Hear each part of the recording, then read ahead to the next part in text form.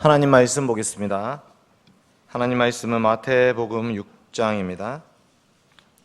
마태복음 6장 5절부터 13절까지 말씀 보겠습니다.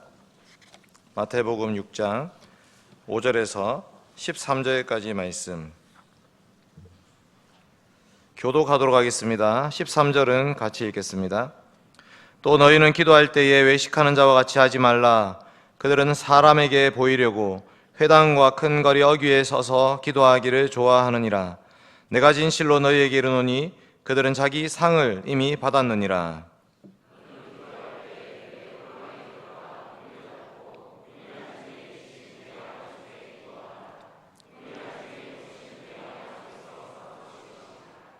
또 기도할 때에 이방인과 같이 중언 부언하지 말라. 그들은 말을 많이 하여야 들으실 줄 생각하느니라.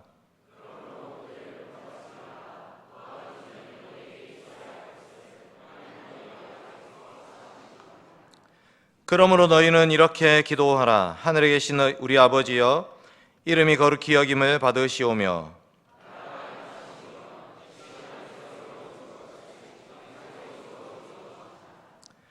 오늘 우리에게 일용할 양식을 주시옵고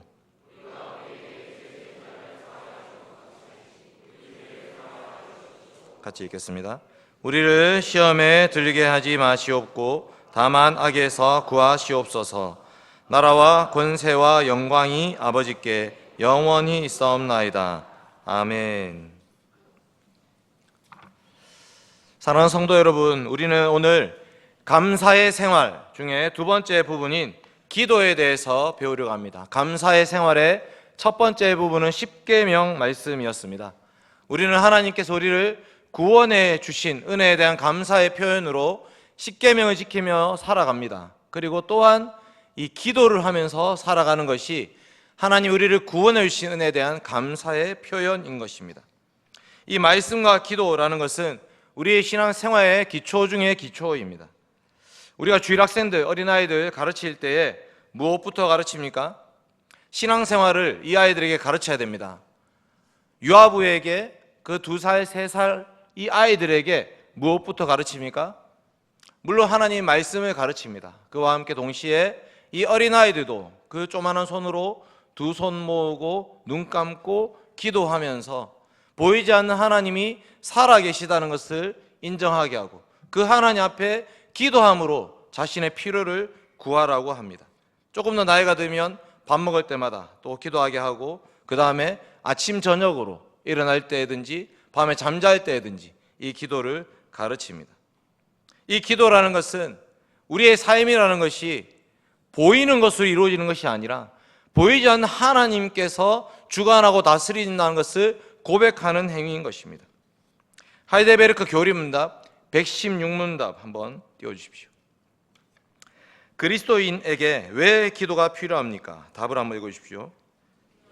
하나님께서 우리에게 요구하시는 감사의 가장 중요한 부분이며 또한 하나님께서는 그의 은혜와 성령을 오직 탄식하는 마음으로 쉬지 않고 구하고 그것에 대해 감사하는 사람에게만 주시기 때문입니다. 기도는 하나님이 우리한테 요구하시는 감사의 가장 중요한 부분입니다. 그리고 하나님은 그분의 은혜와 성령님을 탄식하는 마음으로 쉬지 않고 구하는 자에게 주시겠다고 약속하셨기 때문입니다. 기도를 통하지 않고 성령님과 은혜를 받을 수 없다라는 것입니다. 우리는 특별히 크게 3가지 기도 제목으로 기도를 합니다. 먼저는 우리의 죄를 용서해 달라고 기도합니다. 그리고 우리의 필요를 채워달라고 간구합니다. 그리고 하나님 주신 은혜에 대한 감사의 기도를 드립니다. 회개와 간구와 감사, 물론 이 3가지 내용이 순서는 바뀔 수 있겠지만 내용은 크게 바뀌지 않는 것입니다. 우리는 기도를 통해서 우리의 죄를 회개하고 하나님 은혜에 감사하고 다른 뜻대로 순종하며 살 수 있도록 간구를 하게 됩니다. 여러분, 이 기도는 기도의 내용도 중요하겠지만 기도자의 마음과 태도가 중요합니다. 오늘 기도하러 나와서 하나님께 기도하면서 하나님 저 오늘 기도했습니다라고 도장을 찍기 위해서 기도하는 것, 그것을 하나님이 듣지 않으십니다. 우리가 회개의 기도를 드릴 때에 그 회개의 기도는 통회 자복하는 마음으로 드려야 되는 것입니다. 하나님이 구하시는 제사는 상한 심령이라 하나님이 상하고 통회하는 마음을 주께서 멸시치 아니하시리이다. 감사하는 마음은 뭐냐? 감사하는 마음은 우리에게 일어나는 모든 일의 배후에 하나님의 손길이 있다는 것을 인정하면서 그 하나님께 찬송과 경배와 영광을 올려드리는 것입니다. 특별히 시편 136편 이런 데 보면 모든 구절에 하나님께 감사하라, 하나님께 감사하라, 하나님께 감사하라. 모든 구절입니다. 그 모든 구절의 내용은 뭐냐? 하나님이 살아계심에 감사합니다. 하나님이 천지를 지으셨음에 감사합니다. 하나님 우리를 구원해 주셨음에 감사합니다. 하나님 우리를 인도해 주고 계심에 감사합니다.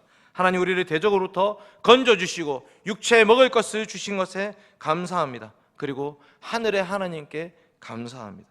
이와 같이 감사라는 것은 보이지 않는 하나님이 우리의 모든 삶을 주관하고 계신다는 것을 고백하는 것입니다. 마지막으로 간구는 우리의 모든 필요, 우리에게 필요한 모든 것들은 하나님이 주신다고 믿고 간구하죠. 영적인 필요, 육적인 필요, 모든 것을 우리는 간구함으로 얻고 있습니다. 그러니 우리가 기도할 때에 하나님 저 오늘 기도했습니다 라는 것은 전혀 중요하지 않다는 것이죠. 기도하고 있는 우리의 마음과 태도, 그리고 이 기도를 들으시는 하나님이 누구이신가, 그것을 기억해야 하나님이 그 기도를 들으시는 것입니다. 그게 없으면 이 기도가 아무런 소용이 없습니다. 오늘 저는 마태복음 6장 이 말씀을 통해서 하나님이 들으시는 기도라는 제목으로 하나님의 말씀을 증거하겠습니다. 대지는 세 가지입니다. 첫째는 하나님이 듣지 아니하시는 기도. 여러분, 하나님이 듣지 않는 기도가 있습니다. 두 번째, 하나님이 들으시는 기도. 마지막 세 번째, 주께서 가르치신 기도. 이 세 가지 대지로 하나님 말씀 증거하겠습니다. 첫째로 듣지 아니하시는 기도입니다. 오늘 말씀 마태복음 6장 5절에서 8절은 하나님이 듣지 않는 기도를 말씀하고 있습니다.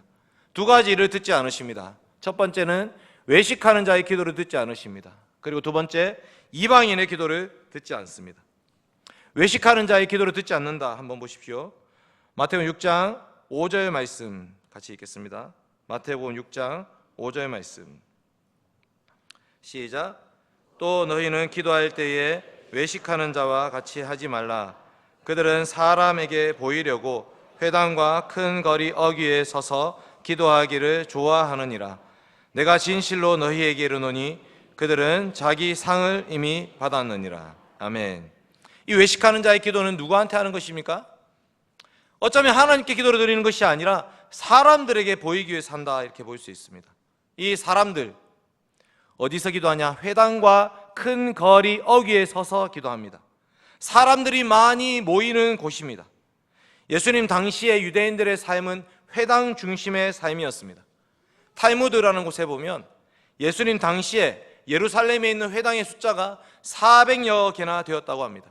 그 하나의 도시에 400여 군데의 회당이 있었다. 그 회당 가운데 사람들은 모여서 하나님 말씀을 배우고 기도하고 교육하고, 그리고 그곳에서 토라를 낭독하고 시편을 부르고 심지어 재판까지도 했습니다.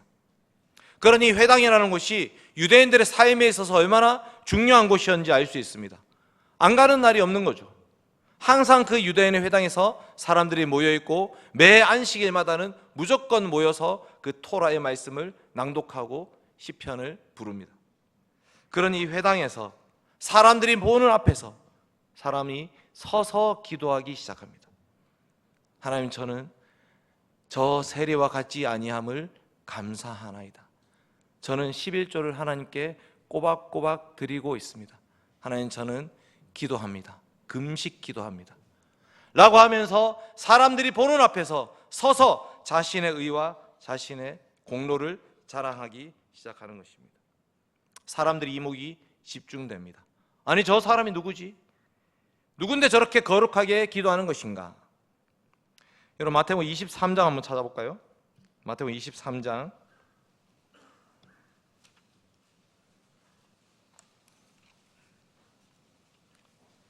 원래 저는 PPT를 잘 만들지 않습니다. 제가 주일학교 지금 설교를 유치부, 초등 1, 2부 다 갔는데 모든 목사님들이 PPT 하시는데 제가 안 해가지고 선생님들이 조금 당황해 하시더라고요. 그래서 오늘 초등 1부 8살짜리 애기들 글자 읽을 줄 아니까 성경 찾아라 했습니다. 그래서 찾아서 읽었습니다. 마태복음 23장입니다. 마태복음 23장에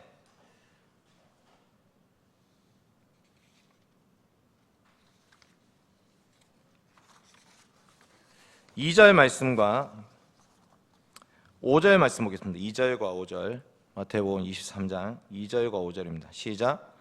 서기관들과 바리새인들이 모세의 자리에 앉았으니, 5절입니다. 그들의 모든 행위를 사람에게 보이고자 하나니 곧 그 경문띠를 넓게 하며 옷수를 길게 하고. 무슨 말입니까? 28절 한번 볼까요? 28절. 23장 28절.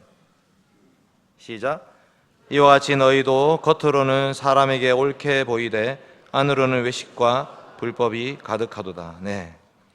여러분, 마태복음 23장은 마태복음 5장에서 7장의 산상보훈과 대조되는 말씀입니다.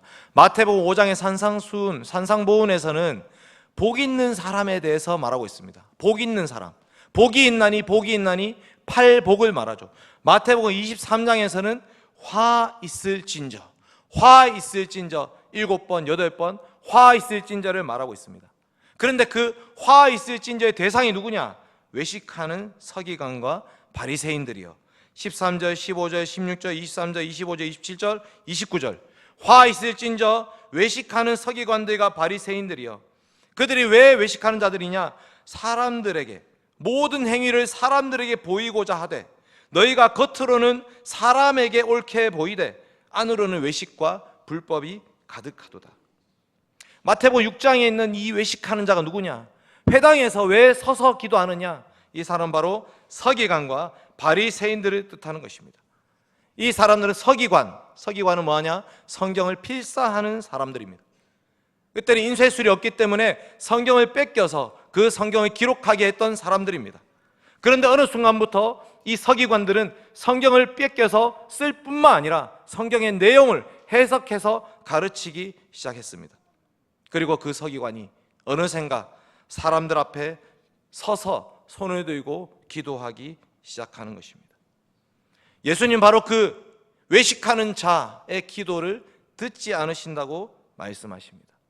그들은 이미 자기 상을 받았느니라. 즉 사람들로부터 모든 추앙과 존경과 칭송을 받았기 때문에 이제 더 이상 그들에게는 하나님이 줄 상이 없다라고 말씀하십니다.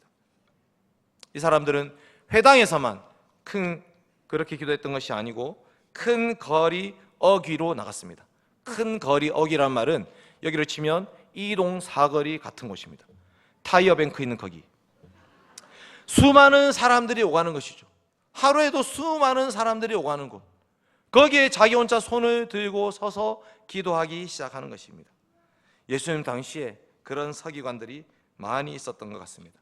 예수님은 바로 그런 외식하는 자, 그런 바리새인과 서기관의 기도를 듣지 않으신다고 말씀하십니다. 왜 그렇습니까?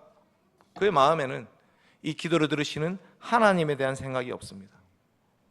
이 기도라는 것은 하나님과 우리의 대화인데 그 하나님에 대한 생각이 없이 사람들에게 보이기 위해서, 사람들에게 보여주기 위해서, 또는 나의 자신을 드러내기 위해서, 칭송받기 위해서 했던 기도, 하나님 그런 기도를 듣지 않으십니다. 두 번째로 하나님 듣지 않는 기도는 이방인의 기도입니다. 7절 한번 보겠습니다. 마태복음 6장 7절입니다. 본문으로 돌아가서 PPT 한번 띄워주십시오. 마태복음 6장 7절. 6장 7절 8절 시작. 또 기도할 때에 이방인과 같이 중언부언하지 말라. 그들은 말을 많이 하여야 들으실 줄 생각하느니라. 그러므로 그들을 본받지 말라. 계속 있지만 여기까지 하겠습니다. 여러분, 중언, 부언이라는 말은 의미 없는 말을 계속해서 반복하는 것을 뜻합니다. 이것은 마치 주문을 외우는 것처럼 계속 똑같은 말을 반복하는 것이죠. 여러분, 이것은 말이 기도지 시간만 질질 끄는 것입니다. 이것 또한 기도를 들으시는 하나님과 아무 상관이 없습니다. 왜 이방인들이 그런 방식으로 기도를 했냐? 이방인들은 원래 우상을 숭배하는 자들이었기 때문에 우상을 숭배할 때 했던 방식을 그대로 가지고 와서 교회에서 그런 식으로 기도하고 있는 것입니다. 우리나라도 그랬죠. 비나이다 비나이다, 천지 신명님께 비나이다. 아침에 물 떠놓고 기도를 했죠. 그 새벽 기도가 그 천지 신명님께 했던 기도의 시간을 대체했죠. 그런데 기도의 내용이 바뀌었습니까? 천지 신명님께 기도합니다 하면서 했던 기도의 내용이 뭐죠? 돈 많이 벌고 결혼 잘하고 아이 잘 낳고 건강하고 오래 살게 해달라. 여러분, 그런 기도를 했던 천지 신명님께 했던 그런 기도와 아침에 새벽 기도로 대체되고 나서 하는 우리의 기도와 차이가 무엇이 있습니까? 이방인들은 우상 숭배하듯이 똑같은 말을 계속 반복하면서 했습니다. 예수님은 하나님은 그런 기도 듣지 않는다고 말씀하십니다. 이것은 자신의 공로를 내세우는 기도밖에 되지 않습니다. 하나님, 제가 하나님께 시간을 많이 드렸지 않습니까? 제가 하나님께 공을 많이 드렸지 않습니까? 하나님, 제가 하나님께 헌금을 많이 냈지 않습니까? 그러니까 하나님이 제 기도 들어주셔야죠. 이것이 바로 전형적인 이방인의 기도입니다. 하나님은 그 기도를 듣지 않는다고 말씀하십니다. 로마서 11장 35절 한번 띄워주십시오. 로마서 11장, 같이 읽겠습니다. 시작. 누가 주께 먼저 드려서 갚으심을 받겠느냐. 시편, 시작. 내게 주신 모든 은혜를 내가 여호와께 무엇으로 보답할까. 네, 여러분, 우리의 기도는 우리의 공로에 근거한 것이 아니어야 됩니다. 우리는 아무런 공로가 없습니다. 자랑할 만한 것이 아무것도 없는 자들입니다. 그러니 하나님께 기도할 수밖에 없는 자들이죠. 하나님, 저는 아무런 능력이 없습니다. 저에게 아무런 의의가 없습니다. 그러니 하나님, 저를 용서해 주십시오. 하나님, 저를 도와주십시오. 그 간절한 마음으로 하나님께 매달릴 때 하나님 기도를 들으시는 것이죠. 두 번째 대지. 그러면 하나님이 기도를 들으시는 기도는 뭐냐? 마태복음 6장 6절 말씀 보십시오. 마태복음 6장 6절 말씀. 하나님 들으시는 기도. 6장 6절 시작.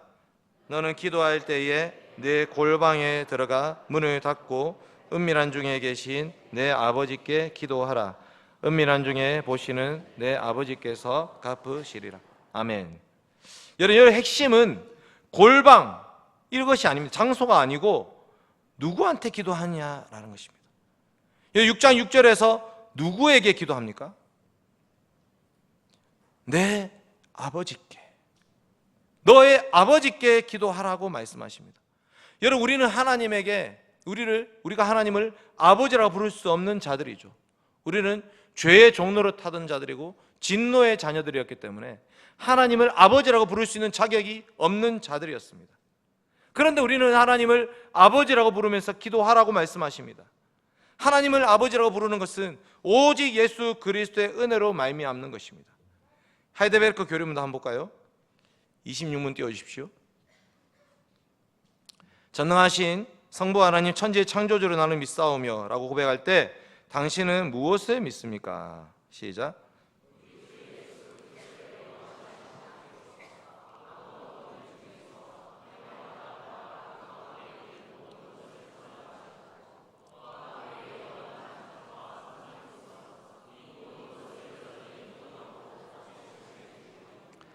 이 하나님께서 그의 아들 그리스도 때문에 나의 하나님과 나의 아버지가 되심을 나는 믿습니다. 네, 이 부분은 사도신경에 대한 해설인데, 그 사도신경에서 우리가 전능하사 천지를 만드신 하나님 아버지를 내가 믿사오며, 어떻게 이 고백이 가능하냐?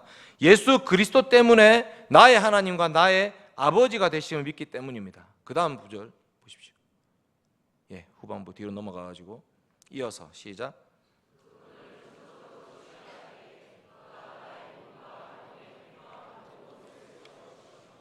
이 눈물 골짜기 같은 세상에서 당하게 하시는 어떠한 악도 합력하여 선을 이루게 하실 것을 나는 조금도 의심치 않습니다.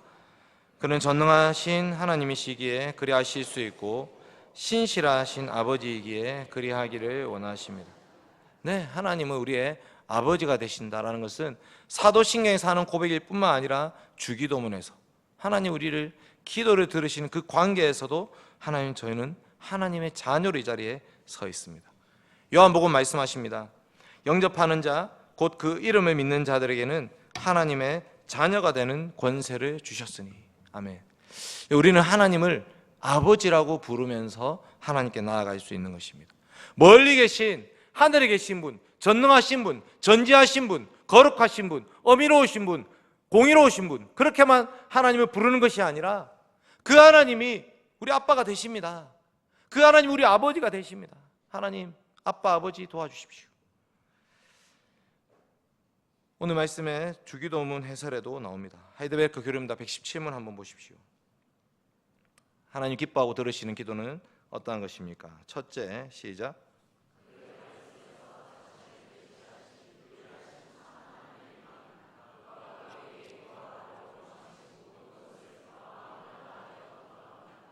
둘째, 우리 자신의 부족과 비참함을 똑바로 철저히 깨달아 그의 어미 앞에 겸손히 구합니다.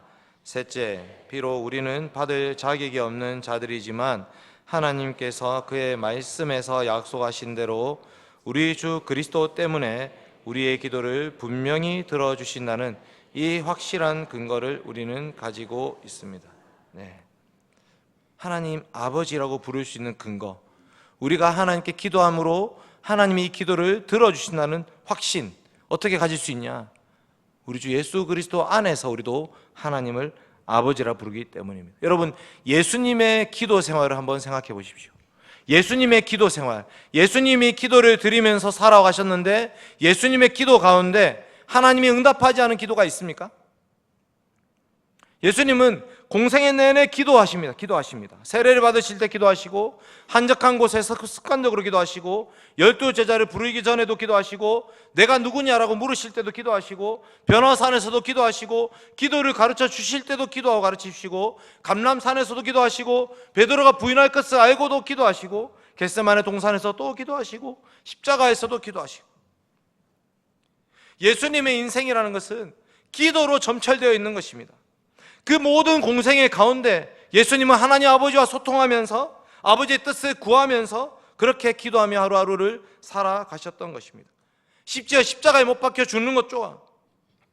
그 십자가에 못 박혀 죽는 것도 나의 원대로 마옵시고 아버지의 원대로 하옵소서.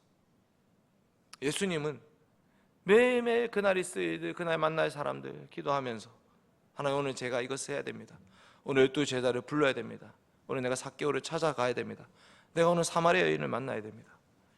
오늘 예수님, 하나님, 제가 십자가에 못 박히는 날입니다.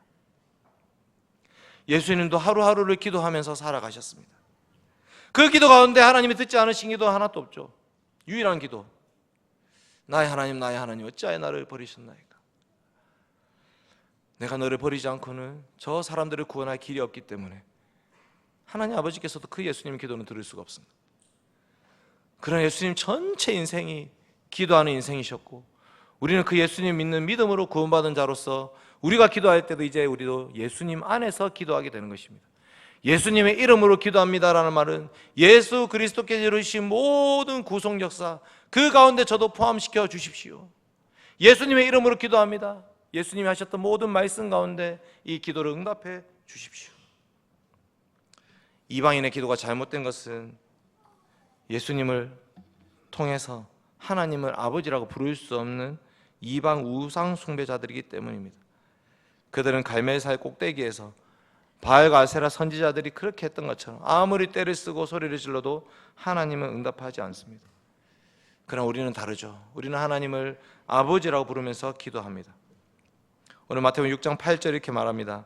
그러므로 그들을 본받지 말라. 구하기 전에 너희에게 있어야 할 것을 하나님 너희 아버지께서 아시느니라. 아멘. 여러분, 하나님 아버지는 우리의 모든 필요를 아십니다. 마태복음 6장은 32절에서 이렇게 말합니다.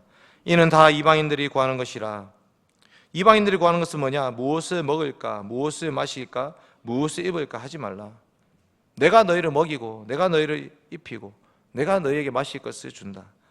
너희 하늘 아버지께서 이 모든 것이 너희에게 있어야 할 줄을 아시느니라. 하나님 우리의 필요를 다 아십니다.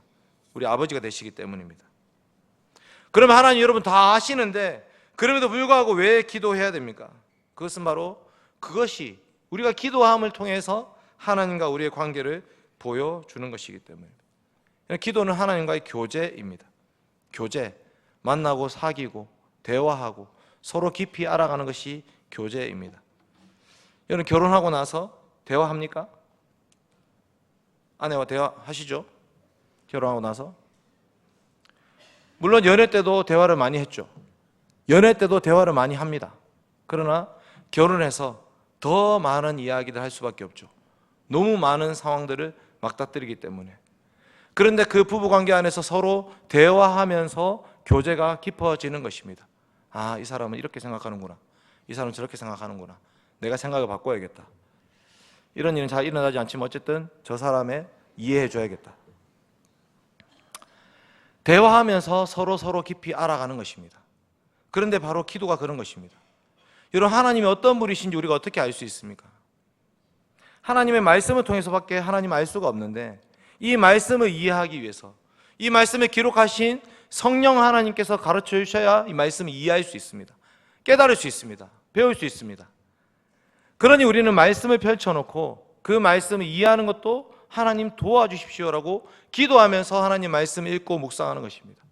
그래야 이 말씀 가운데 나타난 하나님을 알 수 있습니다. 그리고 그 하나님을 경배할 수 있고 그 하나님을 신뢰할 수 있고 그 하나님 약속의 말씀을 붙잡고 기도할 수 있는 거죠. 하나님 이렇게 말씀하셨지 않습니까? 구약시대에 나오는 그 모든 기도의 내용들은 하나님의 약속의 말씀을 붙잡는 기도였습니다.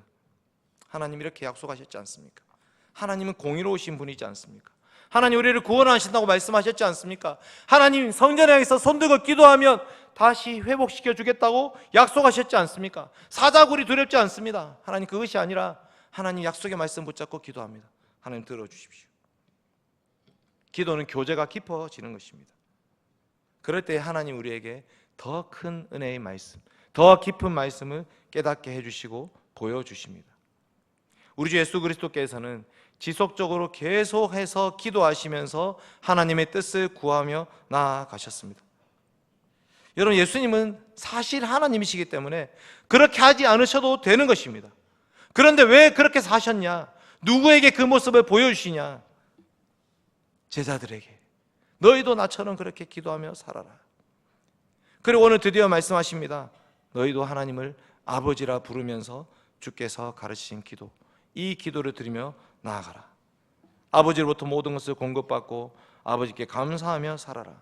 이게 바로 주기도문의 핵심입니다. 여러분, 이제 우리도 하나님을 아버지라고 부르면서 하나님이 우리의 모든 삶을 주관해 주실 것을 믿고 기도해야 됩니다. 여러분, 힘들고 어려울 때에 기도하셔야 됩니다. 하나님 아버지께서 들어주십니다. 여러분, 기쁘고 감사한 일 있을 때 기도하셔야 됩니다. 아버지께서 주셨기 때문입니다. 여러분, 아버지에게 감사하는 자녀예요. 너무너무 기쁩니다. 제가 이제 소원이한테 돈 10,000원 한번 준 적이 있는데 갑자기 줬어요. 갑자기. 그날 저녁에 뭐 자기가 복숭아 잘라서 계속 아빠 갖다 주고, 그럴 애가 아닌데 계속 저한테 뭘 갖다 주는 거예요. 제가 복기를 해보니 그날 아침에 10,000원짜리 한 장 준 게 생각났습니다. 아버지께 감사하면 그 자녀가 너무너무 아버지께 감사하면 이 아버지도 그 아이에게 더 주려고 하는 것이 당연합니다. 하나님이 우리에게 주신 것이 너무나 많은데 우리가 그것을 하나님께 감사함으로, 하나님 이것도 감사하고 이것도 감사하고 너무너무 감사합니다. 하나님 저에게 생명과 호흡 주신 것도 감사한데 건강과 물질도 주시고, 하나님 우리에게 자녀도 주시고, 하나님께 살아갈 수 있는 환경도 주시고, 모든 것이 감사합니다. 그 감사 가운데 하나님은 더 우리에게 좋은 것을 계속해서 주시는 것입니다. 여러분, 큰 일을 앞두고도 기도하셔야 됩니다.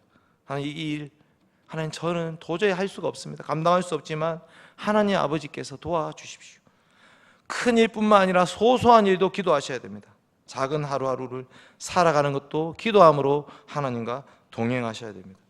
연약한 우리들은 이 기도라는 것을 통해서 하나님이 얼마나 크고 거룩하고 놀라우신 분인지 알게 되고, 또 그 하나님이 우리의 아버지 되시며 얼마나 감사한 것인지를 깨닫게 됩니다.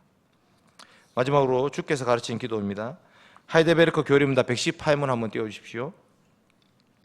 하나님께서는 그에게 무엇을 구하라고 우리에게 명하셨습니까? 답 시작.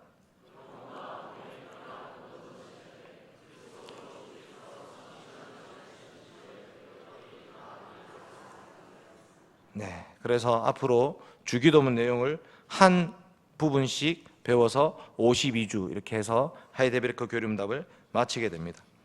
여러분, 주기도에는 우리의 몸과 영혼에 필요한 모든 것들이 다 담겨 있습니다. 기도의 대상이신 하나님 아버지에 대한 부름부터 해서 우리가 먼저 구해야 될 그의 나라, 그리고 그분의 이름, 그리고 뜻, 그리고 육적인 필요, 그리고 영적인 필요, 이 모든 기도에 대해 하나님을 송영하는 것까지 다 주기도문에 포함되어 있습니다. 그래서 하이델베르그 교리문답 119문은 주께서 가르치신 기도가 무엇인가라는 것으로 마치고 있습니다. 마태복음 6장 9절에서 13절 한번 같이 읽고 마치겠습니다. 마태복음 6장 9절에서 13절. 앞으로 우리가 주기도문을 배울 것인데 이 주기도문 전체를 한번 같이 읽겠습니다. 9절에서 13절입니다. 시작. 그러므로 너희는 이렇게 기도하라. 하늘에 계신 우리 아버지여, 이름이 거룩히 여김을 받으시오며 나라가 임하시오며 뜻이 하늘에서 이루어진 것 같이 땅에서도 이루어지이다. 오늘 우리에게 일용할 양식을 주시옵고 우리가 우리에게 죄 지은 자를 사하여 준 것 같이 우리 죄를 사하여 주시옵고 우리를 시험에 들게 하지 마시옵고 다만 악에서 구하시옵소서. 나라와 권세와 영광이 아버지께 영원히 있사옵나이다. 아멘. 오늘의 말씀 기억하시면서 니케아 신경으로 우리의 신앙을 고백하겠습니다. 우리는 전능하신 하나님 아버지, 하늘과 땅과 모든 보이는 것들과 보이지 않는 것들의 창조주를 믿습니다. 그리고 우리는 한 주님 예수 그리스도 아버지의 독생자를 믿으오니 그분은 만세 전에 아버지에게서 출생하셨고 빛으로부터의 빛이며 참 하나님으로부터의 참 하나님이십니다. 출생하셨지 만들어지지 않으셨고 아버지와 동등 본질이시며 그분으로 말미암아 만물이 있게 되었습니다. 우리 인간과 우리 구원을 위하여 하늘에서 내려오시어 성령으로 말미암아 동정녀 마리아에게서 성육하셨고 사람이 되시었습니다. 우리를 위하여 본디오 빌라도 치하에서 십자가에 못 박히시었고 고난당하고 장사되시었습니다. 성경을 따라 사흘 만에 부활하셨고 하늘로 올라가시었고 아버지의 오른편에 앉아 계시며 영광 중에 다시 오시어 산 자들과 죽은 자들을 심판하실 것입니다. 그분의 나라는 끝이 없을 것입니다. 그리고 우리는 주님이시며 생명의 수여자이신 성령을 믿으오니 그분은 아버지와 그리고 아들로부터 나오시며 아버지와 아들과 함께 경배와 영광을 받으시는 분이며 선지자들을 통하여 말씀하셨습니다. 우리는 하나의 거룩하고 사도적인 공교회를 믿습니다. 우리는 사죄를 얻게 하는 하나의 세례를 고백합니다. 우리는 죽은 자들의 부활과 내세의 생명을 대망합니다. 아멘.